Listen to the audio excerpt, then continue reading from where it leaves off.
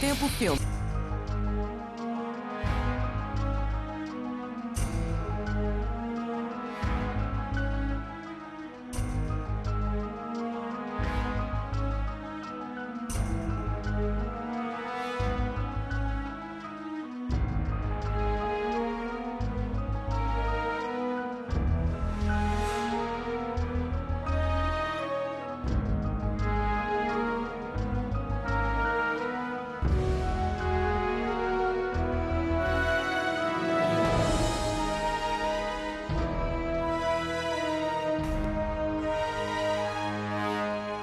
Caçadores de nazistas, cientistas nazistas. Em 1944, os nazistas revelaram uma nova arma mortal. Um foguete supersônico com enorme capacidade de destruição. O míssil balístico V2. Mas ele guardava um terrível segredo. Milhares de escravos haviam trabalhado até a morte em condições subhumanas para criar a arma definitiva de Hitler.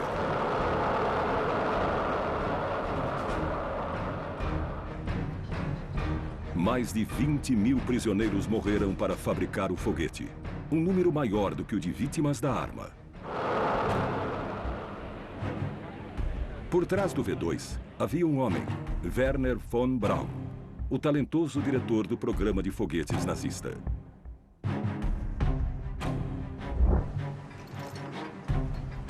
Ele projetou o V2, mas também foi responsável pelo uso homicida de mão de obra escrava.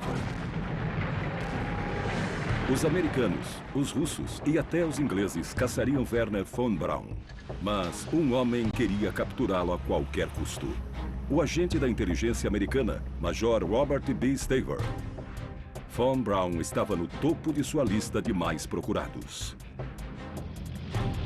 Mas esta não era uma caçada qualquer.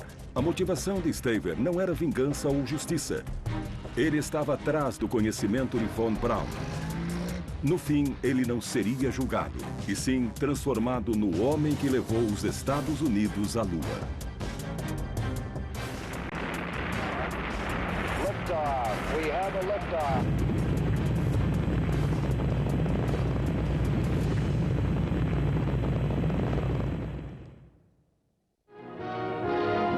Cologne, first crack in the Rhine armor, lies before me. Início de março de 1945. O exército americano, a Alemanha nazista. A recém-capturada cidade de Colônia estava em ruínas. 2 years of ceaseless bombings have reduced Cologne, Germany's fourth largest city, to a heap of rubble. Um homem com uma missão bastante incomum havia chegado à cidade em busca de pistas. O agente da inteligência do exército americano, Major Robert B. Staver, estava correndo contra o tempo. My mission was to learn everything I could about German research and development in the field of missiles, rockets and other missiles.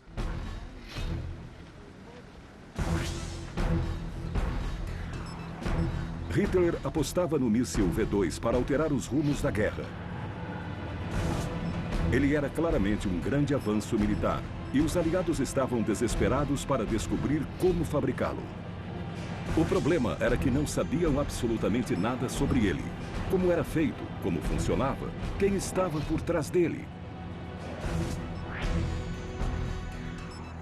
Colocar as mãos em um dos V2, além de encontrar o homem por trás desta tecnologia, era uma grande prioridade.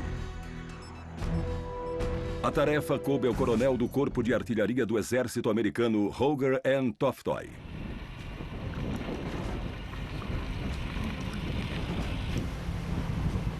Ele encontrou um detetive perfeito em Robert B. Staver.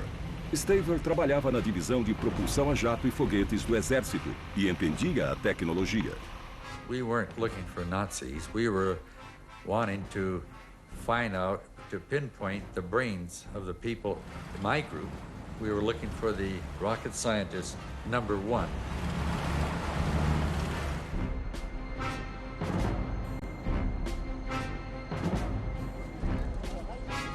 Staver encontrou uma pista que se mostraria vital nos destroços da Universidade de Colônia.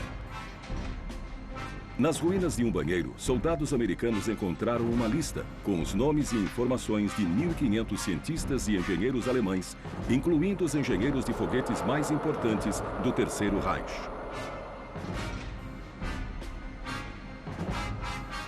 A lista foi recolhida e encaminhada a Staver.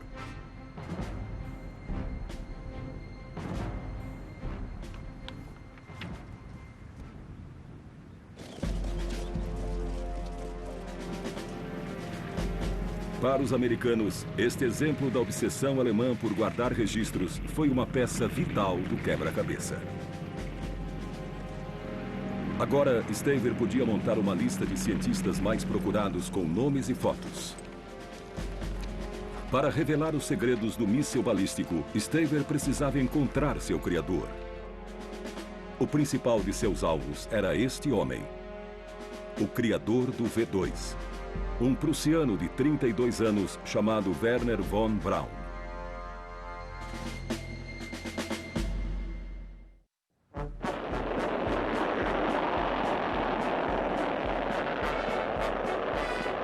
A jornada de von Braun rumo à engenharia de foguetes começou nos anos 1930. O potencial desta forma de propulsão imprevisível não apenas capturou a imaginação do público, como fascinou o jovem von Braun. A tecnologia ousada parecia ser a chave para tirar seu país da Grande Depressão.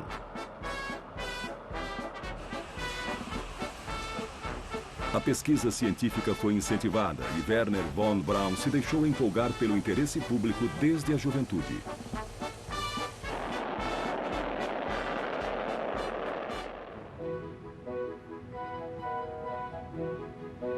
Em 1930, ainda na faculdade, von Braun e um grupo de amigos com interesses similares formaram um grupo para estudar foguetes.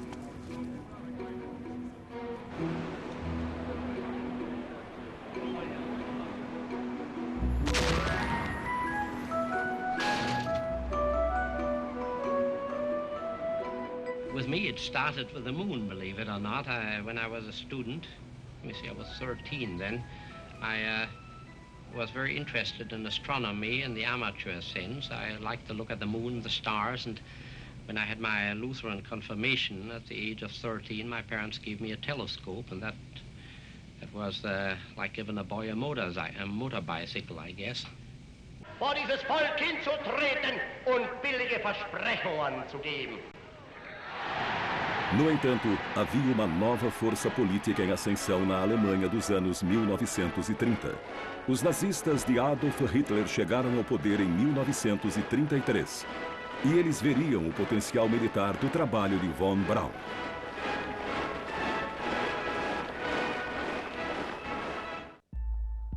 Wernher von Braun foi contratado como assistente técnico na seção de desenvolvimento de foguetes do Exército em Kummersdorf, ao sul de Berlim, sob a supervisão do capitão veterano da artilharia Walter Dornberger. Em 1934, von Braun já havia concluído um doutorado e o programa de foguetes estava encaminhado.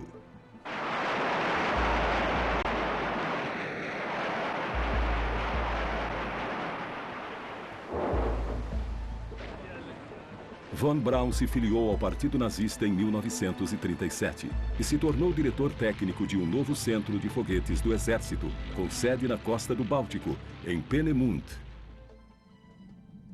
O regime nazista e o jovem engenheiro estavam inseparavelmente ligados.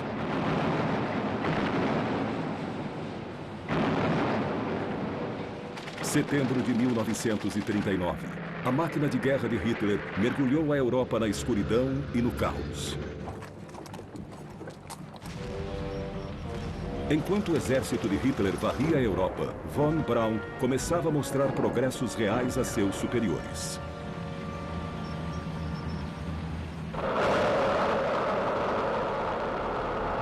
Em 1940, os foguetes da série A, ou Agregat, estavam anos à frente dos russos, ingleses ou americanos, mas ainda eram altamente experimentais.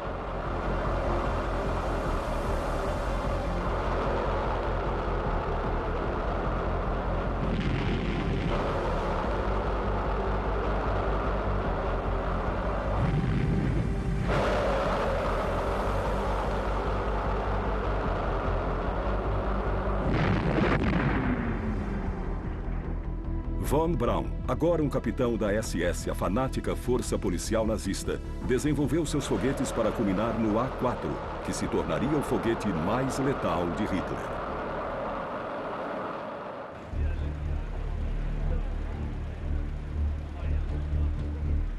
A tecnologia do A4, também chamado de V2, era indubitavelmente brilhante. E Adolf Hitler assinou a ordem de produção do foguete em 1942. Ele era a peça-chave de um arsenal de última geração que Hitler esperava usar para mudar os rumos da guerra. Entre elas estava o primeiro míssil de cruzeiro do mundo, o V1, ou Doppelbug.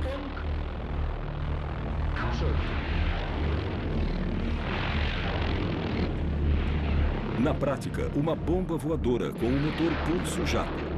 O V1 era lançado de uma rampa por uma catapulta a vapor e era uma arma eficiente, embora pouco precisa.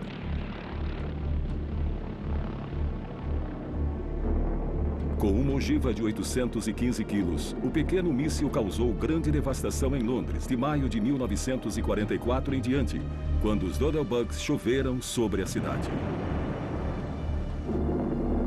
Mas o V1 era uma arma imperfeita. Apesar de econômico e robusto, era lento e de fácil interceptação.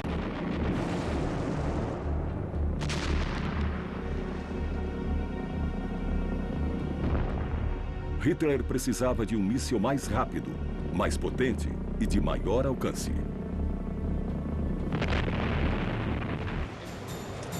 O A4 de Von Braun era a resposta. Ele estabeleceu o padrão de muitos foguetes modernos. Foi o primeiro míssil balístico conhecido pelo mundo. Ele atingiria um alvo a 320 quilômetros de distância à velocidade supersônica. Não havia tempo para reagir, nem para abatê-lo. O A4 tinha 14 metros de altura, 1,60 m de diâmetro e 13,5 de envergadura. Ele combinava uma grande ogiva explosiva, um motor poderoso e um sistema de navegação eficiente.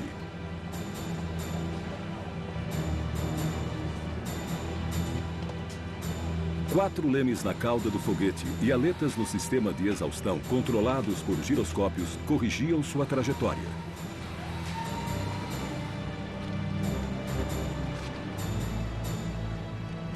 O empuxo era fornecido por um motor de combustível líquido, composto por uma mistura de oxigênio líquido, água e álcool, que ficavam em tanques separados. Bombas de turbina a vapor misturavam o combustível, fornecendo um suprimento constante de líquido à câmara de combustão. Este motor de combustível líquido quase colocava o foguete em órbita em 65 segundos antes de se desligar, lançando o míssil em trajetória arqueada em direção ao alvo. I knew Wernher von Braun quite a long time when he invited me to see the first start of the V2 in Peenemünde, which they thought already it will be a successful one after many tests which didn't succeed. And we were coming there on the field, and this V2 was standing alone, and already vapors were coming out of the bottom. Suddenly there was a huge noise and a tremendous shivering of the soil. I must say it was one of the biggest impressions I had in my whole life.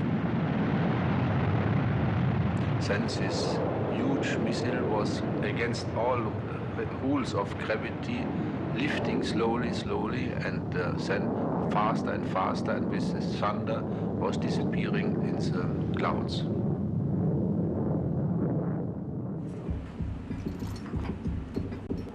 Fabricar esta arma complexa e frágil no ritmo exigido por Hitler era um grande problema para a equipe de Von Braun. Tudo dependeria de encontrar uma base de fabricação segura e uma fonte barata e abundante de mão de obra.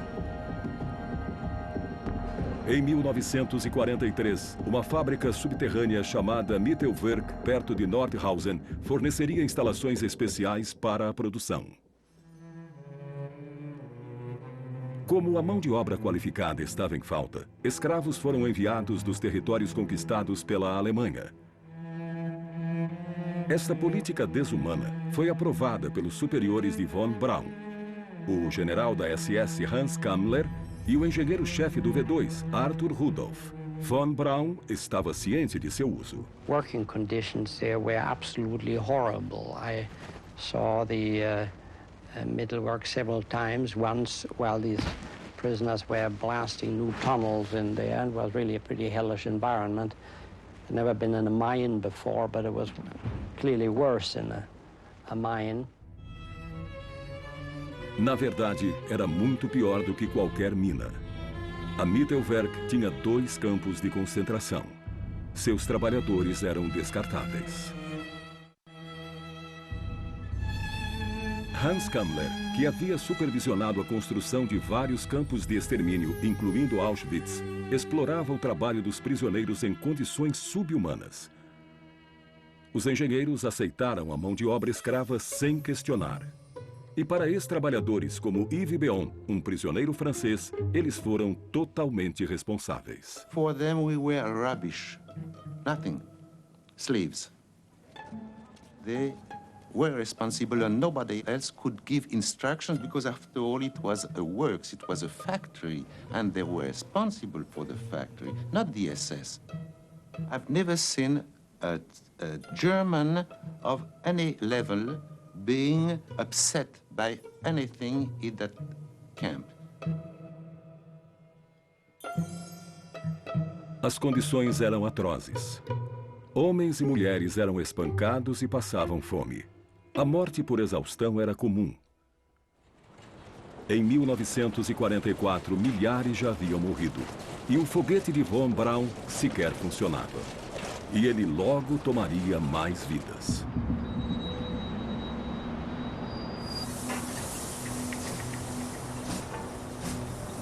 Em setembro de 1944, o míssil estava pronto para combate. Hitler o batizou de V2. Como em seu antecessor, o V1, a letra V significava vingança.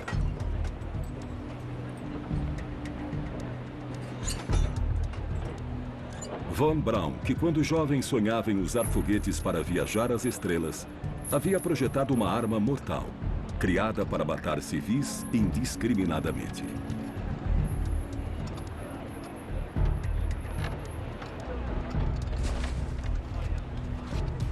Após a montagem, os foguetes eram transportados para bases de lançamento móveis no norte da Europa. Equipes especiais preparavam o V2 rápida e facilmente. Toda a sequência de lançamento levava de 4 a 5 horas, da chegada à decolagem. Achtung klar, Zündung klar, Vorstufe klar.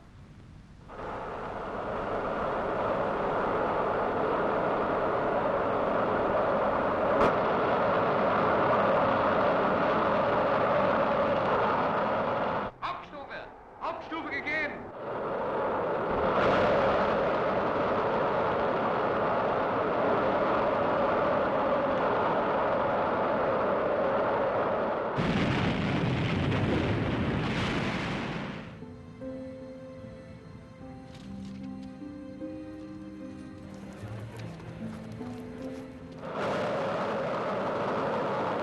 No massacre que durou todo o fim de 1944, os V2 castigaram Londres e o porto aliado de Antuérpia, na Bélgica. –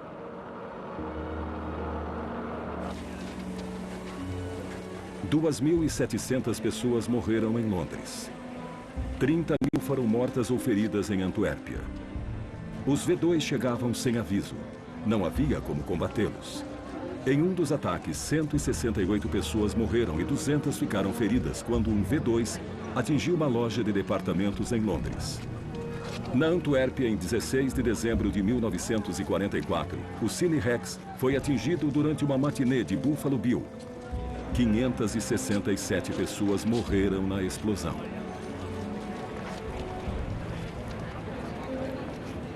Era fundamental que os aliados contivessem os V2. Eles também estavam desesperados para capturar o cérebro por trás do míssil.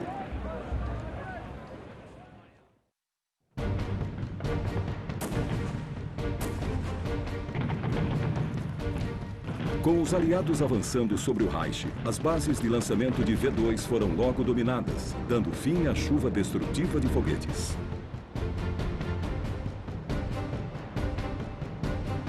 Aviões atacavam depósitos e comboios de V2. Com a ameaça dos foguetes contida, teve início a corrida pela captura de todo o material técnico e conhecimento possível.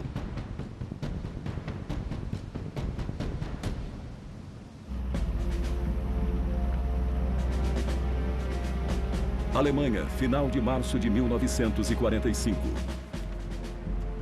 Armado com sua lista de cientistas, o Major Robert B. Staver caçava Wernher von Braun e sua equipe.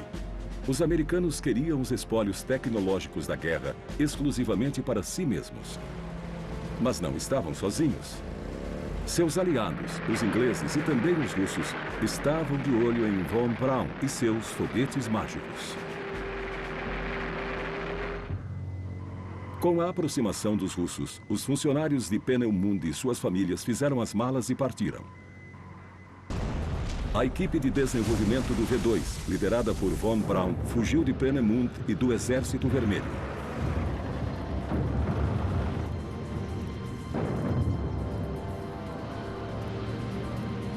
Eles se embrenharam na Alemanha Central e ficaram mais perto dos americanos e do caçador de engenheiros nazistas Robert Staver.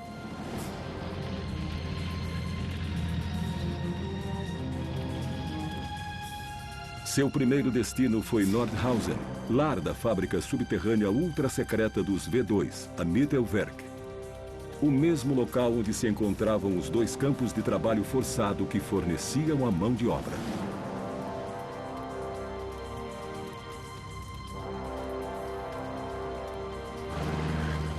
Os aliados se aproximavam de Nordhausen, mas Kammler não estava disposto a entregar sua equipe.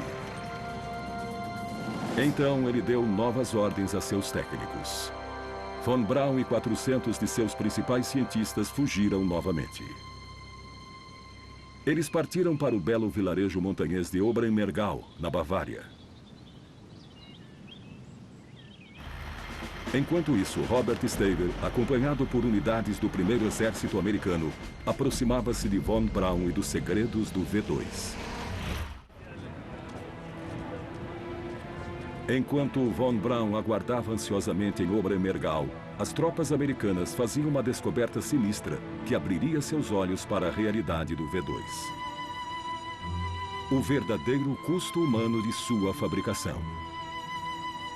Eles descobriram o horror dos campos de extermínio de Mittelwerk. Centenas de cadáveres extremamente magros. E uns poucos sobreviventes, famintos, doentes, quase mortos.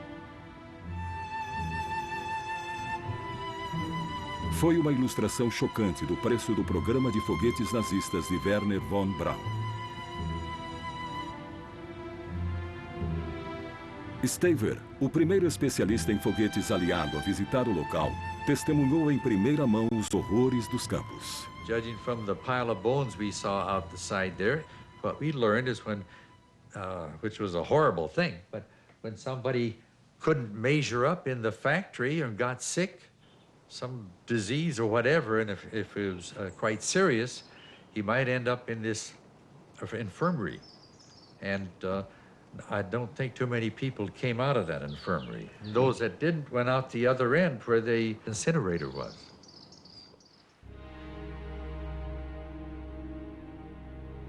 À beira da captura, von Braun apostou que seu valor compensaria qualquer acusação que pudesse sofrer enquanto criminoso de guerra. Como garantia, ele escondeu 14 toneladas de preciosos desenhos técnicos, esquemas, plantas e dados científicos do V2 em uma mina abandonada nas montanhas Harz. Estes dados seriam uma moeda de troca pelo seu futuro. Por seu envolvimento com o programa nazista de foguetes, sua patente na SS e sua cumplicidade na morte de incontáveis escravos, ele precisava de algo que pudesse oferecer aos americanos.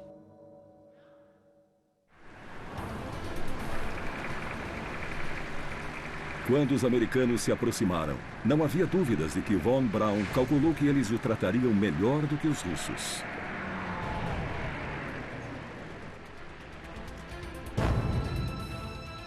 Na manhã de 2 de maio de 1945, 2 dias após o suicídio de Adolf Hitler, o homem que agora era o major da SS, apostou que os americanos perdoariam seus laços com o nazismo em troca de seu conhecimento. Após convencer seus superiores da SS a dividir o grupo, von Braun conseguiu abordar uma patrulha americana. O contato foi feito em Chateauval.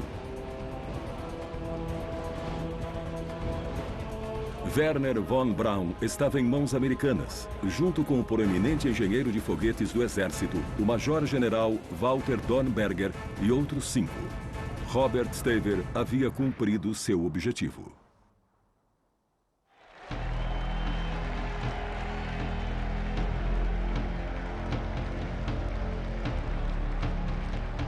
O líder russo Joseph Stalin estava furioso.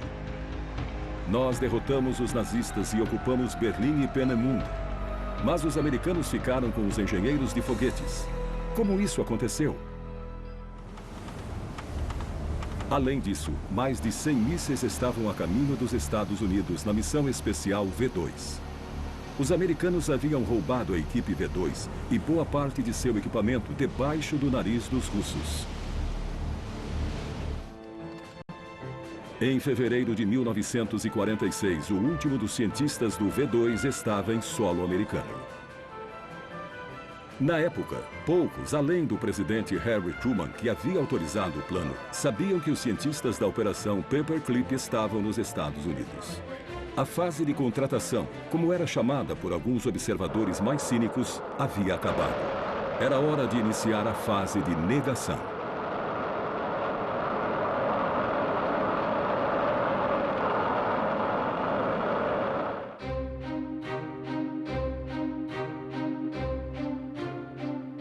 A notícia foi divulgada em 1946 por um jornal local.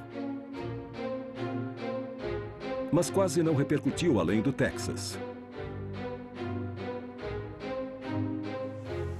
A história ressurgiu em 1947, desta vez nacionalmente. O Herald Tribune, de Nova York, expôs o trabalho dos cientistas alemães. A revelação do envolvimento nazista ameaçou minar todo o programa americano de mísseis.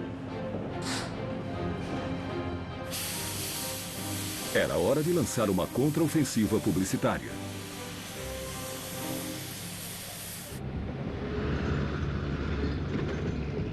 Por sorte, a desculpa perfeita se apresentou. Os Estados Unidos haviam entrado na Guerra Fria contra os russos. Assim começou a mudança de imagem. Von Braun e outros foram anunciados como gênios tecnológicos, guardiões do futuro do Ocidente. A segurança americana dependia agora de mísseis, e os Estados Unidos precisavam destes ex-nazistas para aperfeiçoá-los.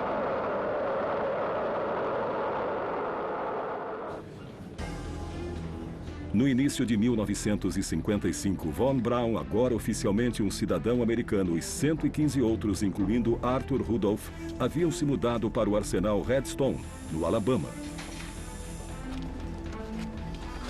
Lá, a equipe revelou 2 novos sistemas de foguetes. O Nike Ajax, um foguete anti-aeronaves, e o míssil nuclear Redstone, um descendente direto do V2. Movido a combustível líquido e altamente preciso, o Redstone de 21 metros levava a tecnologia do V2 a um novo patamar.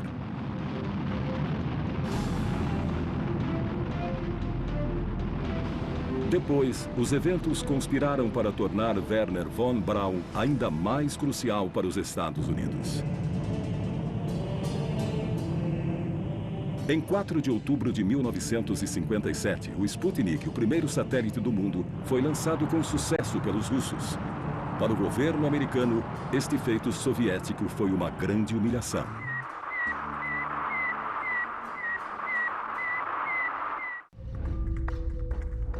Em abril de 1958, o presidente Dwight Eisenhower propôs a criação de uma agência espacial americana.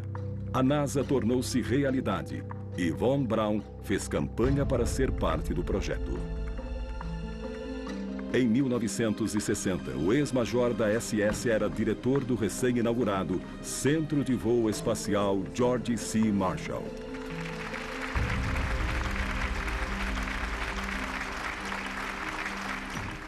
Into our planning, under the inspiring leadership of men like General J.B. Medeiros, went the experience of Dr. Wernher von Braun and others of the German scientists who had perfected the original V-bomb. Em 1961, após um enorme investimento, o novo foguete Saturno da NASA, combinado ao módulo espacial Mercury, estava pronto para uma tripulação humana. Parecia que os Estados Unidos venceriam a próxima etapa da corrida, mas novamente haveria decepção.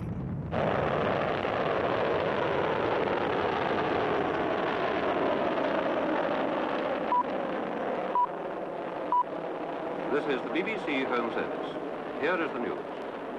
All Moscow is waiting to give a hero's welcome to the world's first spaceman, Major Gagarin of the Soviet Air Force. Em 12 de abril do mesmo ano, o astronauta russo Yuri Gagarin orbitou a Terra com sucesso. Foi um duro golpe para o orgulho americano. He streaked across Asia, Africa and South America, controlling the pitch and roll of the ship. O jovem e disposto presidente recém-eleito dos Estados Unidos, John Fitzgerald Kennedy, queria recuperar imediatamente o terreno perdido. Em 25 de maio de 1961, Kennedy impôs um desafio à comunidade científica. I believe that this nation should commit itself to achieving the goal before this decade is out of landing a man on the moon and returning him safely to the earth. Para alcançar esta meta, enormes avanços precisavam ser feitos. Os primeiros passos americanos foram espetaculares, mas pelos motivos errados.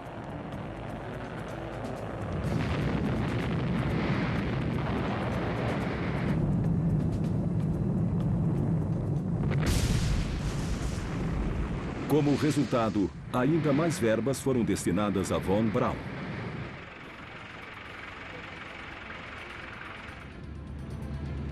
No verão de 1961, nasceu o projeto Apollo, e 4 bilhões de dólares foram reservados para financiar o trabalho de Von Braun na NASA.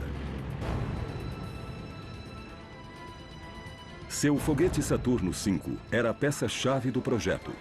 O mesmo homem que projetou o pequeno V2 para levar destruição a Londres, agora havia criado o maior de todos os foguetes.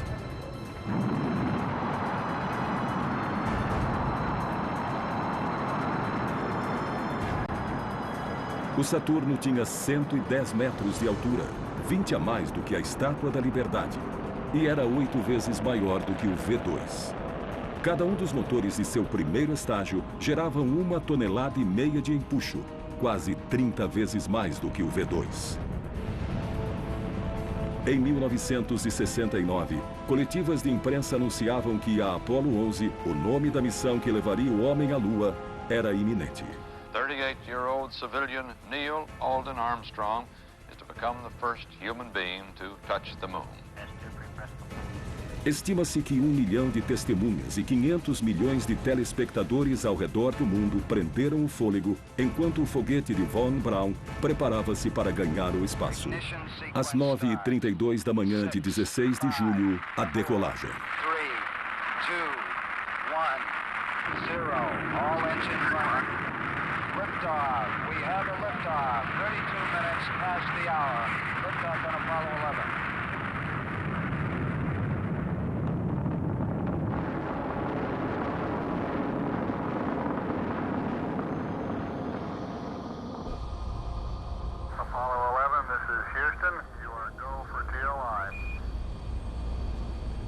Na tarde de sábado, 19 de julho de 1969, Wernher von Braun observava a Apollo 11 entrar em órbita lunar. Então, ele assistiu com o restante do planeta a Neil Armstrong dar seu primeiro passo na superfície da Lua.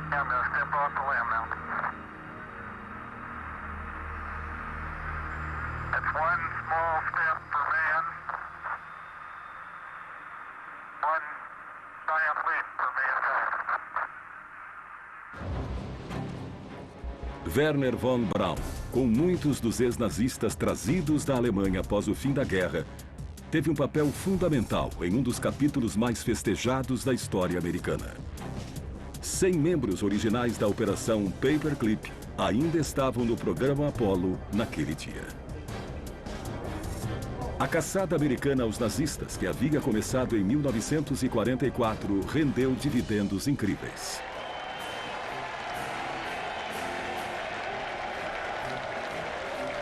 Em todo o país e ao redor do mundo, os membros da tripulação da Apollo 11 foram recebidos como heróis.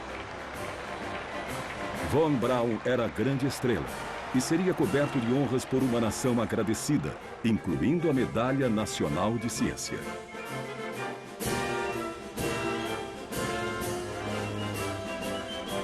Ele morreria em 1977, admirado e celebrado, com seu passado nazista quase totalmente esquecido.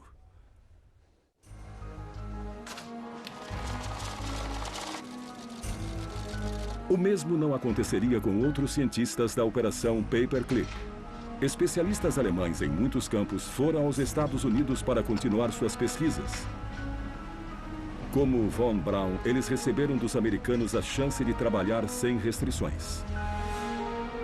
Alguns cientistas eminentes, como o físico aeronáutico Hubert Strugaroth, atingiram o auge do sucesso. Ele foi crucial no desenvolvimento dos trajes usados pelos astronautas na Lua e foi um pioneiro nos estudos sobre os efeitos da gravidade.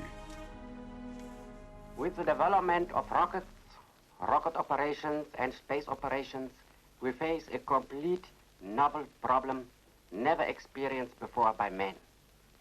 The state of weightlessness. Mas, como diretor do Instituto de Pesquisa de Medicina da Aeronáutica Alemã, ele havia supervisionado experiências cruéis, conduzidas em prisioneiros do campo de concentração de Dachau de 1942 em diante.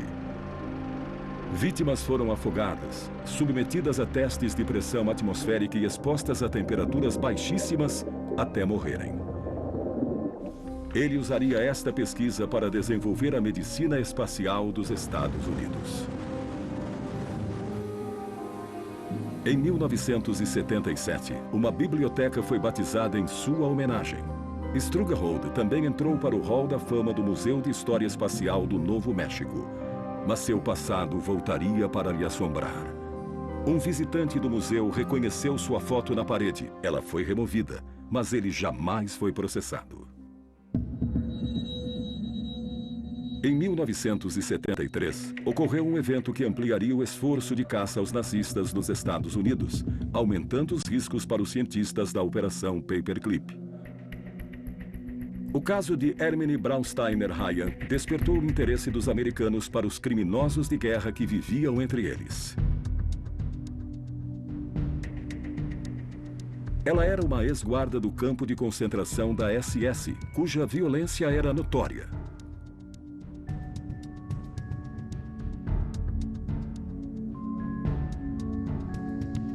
Após uma denúncia do caçador de nazistas Simon Wiesenthal, Braunsteiner foi exposta como uma dona de casa do Brooklyn, em Nova York.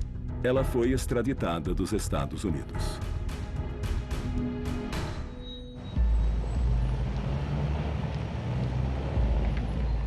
A repercussão do caso Braunsteiner deu origem ao Departamento de Investigações Especiais.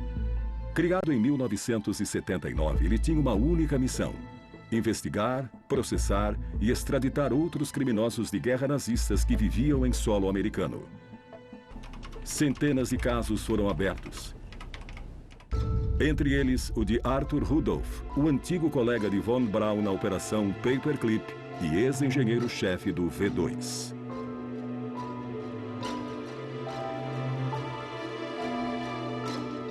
Rudolf teve uma carreira ilustre na NASA e se aposentou em 1969. Mas suspeitas sobre seu passado nazista, levantadas por sobreviventes do Holocausto, começaram a surgir alguns anos depois. Em 1982, um advogado do Departamento de Investigações, Eli Rosenbaum, fez de Rudolf seu primeiro grande caso, e o departamento entrou em ação. Rudolf recebeu uma carta solicitando uma entrevista. Em seu trabalho na fábrica Mittelwerk do V2, ele havia encorajado o uso de mão de obra escrava. Um fato agora revelado. Arthur Rudolf sempre alegou inocência. It was quite a shocker to me when I learned that I had to work with slave labor, with forced labor. I didn't like it at all. But there was the choice, I do it or be put in the concentration camp myself. No fim, ele concordou em abrir mão da cidadania americana e voltou discretamente para a Alemanha em 1984.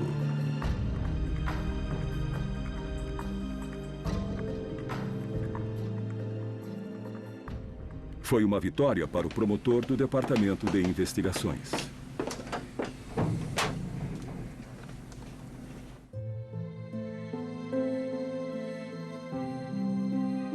Graças a este Departamento de Investigações Especiais, parecia que, para as vítimas dos horrores do programa V2 e de outros crimes de guerra, alguma justiça finalmente seria possível. Mas isso levanta a questão. Quando os americanos caçaram os cientistas para explorar seu conhecimento tecnológico, esta foi a atitude correta? Eles não deveriam ter sido julgados? Robert Staver, o homem que os localizou, não tem dúvidas. We didn't consider didn't think there was a moral problem, really, for most of these people, for nearly all of them, because they were working on weapons of war like we had been working on weapons of war back in the States. Two of a kind from opposite directions. Como resultado desta decisão, o passado de von Braun e de seus colegas permaneceu enterrado e cada vez mais esquecido. Esta foi uma caçada a nazistas diferente, na qual os segredos obscuros seriam convenientemente apagados. Os aliados vitoriosos não buscariam justiça, mas conhecimento.